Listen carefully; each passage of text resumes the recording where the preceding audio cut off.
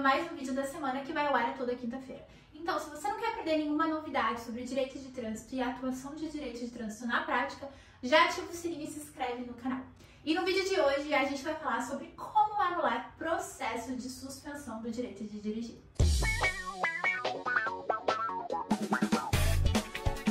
Primeiramente, você precisa entender que o processo de suspensão do direito de dirigir é instaurado por dois motivos. Ou pelo acúmulo de pontos no período de 12 meses, ou pelo cometimento de uma infração autossuspensiva, ou por multas autossuspensivas, que prevêem como a penalidade a suspensão do direito de dirigir, como, por exemplo, multas de lei seca, excesso de velocidade acima de 50% do limite da via, dirigir sem capacete, dentre outras infrações. Então, sempre que uma infração tiver como penalidade a suspensão do direito de dirigir, isso vai estar descrito lá no artigo da infração, é só verificar. O processo de suspensão, ele ocorre de forma independente do processo da multa, geralmente. Isso porque nós tivemos uma alteração no Código de Trânsito Brasileiro que trouxe algumas peculiaridades. Mas, de modo geral, primeiro nós temos o processo administrativo da multa de trânsito, ou seja, se você cometer uma multa por excesso de velocidade, primeiro terá todo o processo administrativo da multa, onde o condutor ou o proprietário poderá recorrer na defesa prévia, recurso em primeira e segunda instância, e após confirmada essa infração, onde os recursos ou não foram apresentados ou forem indeferidos, essa infração será confirmada. Estando essa infração confirmada, todas essas infrações confirmadas farão parte de um processo de suspensão. Isso quando estamos falando de um processo de suspensão por pontos. Agora, quando estamos nos referindo ao processo de suspensão por infração específica, nós primeiro teremos o processo da multa da infração, nos casos em que o condutor não é o proprietário do veículo, e depois nós teremos a instauração do processo de suspensão. Em alguns casos, o processo de suspensão correrá junto com a infração. Esses são os casos onde a multa tem que ser autossuspensiva e o condutor e o proprietário devem ser a mesma pessoa. Nesses casos, nós poderemos ter um processo único. Como saber isso? Basta verificar as notificações que o cliente receber. Então, dito isso, a gente precisa entender que no processo de suspensão, via de regra, a gente não discute mais a legalidade daquela infração.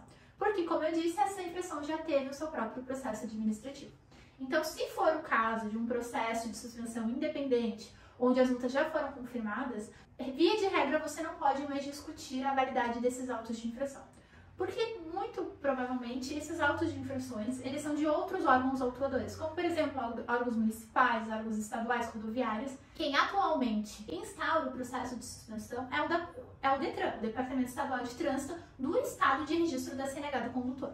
Então, este órgão, ele não tem competência para anular processos administrativos que foram iniciados por outros órgãos de trânsito. Dentro do processo administrativo de suspensão por pontos, nós temos 5 infrações de trânsito, e dessas 5 infrações, 2 foram lavradas pelo DETRAN. Sendo o processo de suspensão também instaurado pelo DETRAN, você vai poder discutir a validade do auto de infração somente dessas 2. Das demais 3, você não vai poder discutir, aí você vai ter que analisar outras coisas.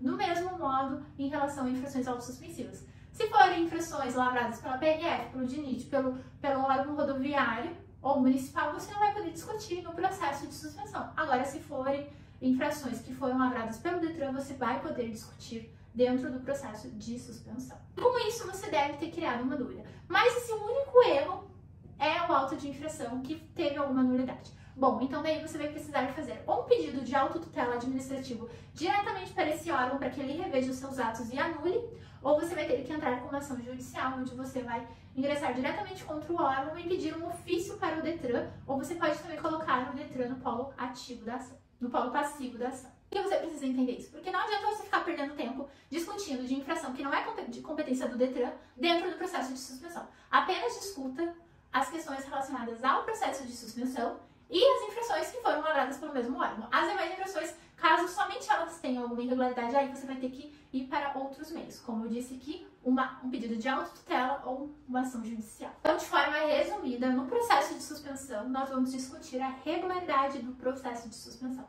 Via de regra, não se discute mais a infração. Então, o que você deve observar e alegar na sua defesa ou recurso de processo de suspensão do direito de dirigir é verificar se as notificações foram expedidas da forma que prevê a legislação, se o condutor foi devidamente notificado e se ele não foi, qual foi a motivação que impossibilitou a notificação desse condutor, verificando se não houve um prejuízo aí e um cerceamento de defesa.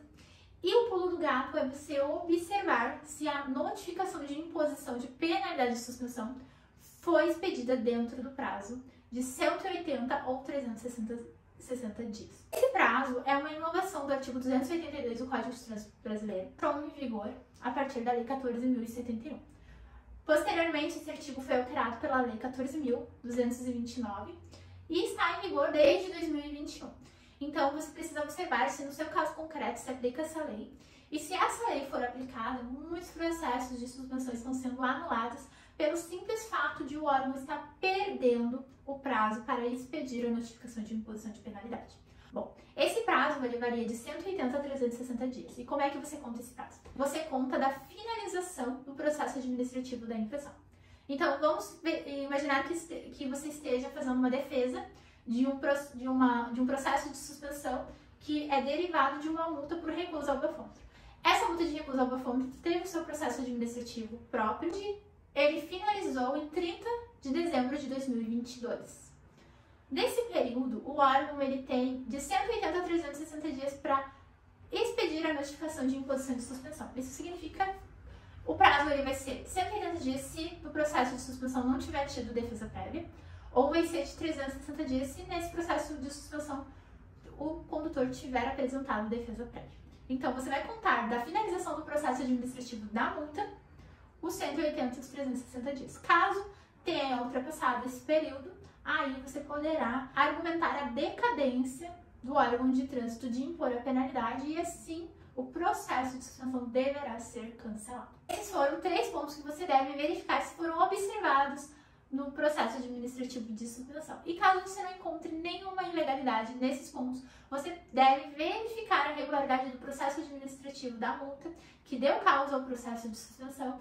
E caso você encontre alguma irregularidade, verifique se o órgão competente é o mesmo que instaurou o processo de suspensão, para que você possa pontuar isso dentro do seu próprio recurso de suspensão.